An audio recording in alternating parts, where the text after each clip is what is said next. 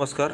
जर तुम्ही कंबाईनची तयारी करत असाल आणि तुम्हाला पॉलिटी आर्टिकल्स लक्षात ठेवायला अवघड जात असेल तर आता टेन्शन घ्यायचं काम नाही, कारण आपण भन्नाट ट्रिक्ससह पॉलिटी आर्टिकलची पेड PDF घेऊन आलेलो आहेत, जी तुम्हाला या नंबरवर संपर्क करून मिळून जाईल.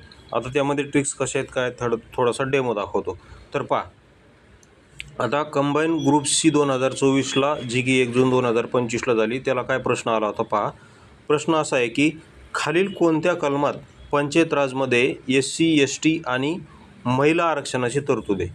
कोणत्या कलममध्ये SC ST आणि महिला आरक्षणाची तरतूद आहे? तर पहा, ऑप्शन काय होते? 243B, 243C, 243D, 243E. तर याचं योग्य आन्सर काय आहे? 243D. 243D हे याचं योग्य आन्सर आहे. तर मग याला आपण ट्रिक्सनुसार कसं लक्षात ठेवलेलं पहा.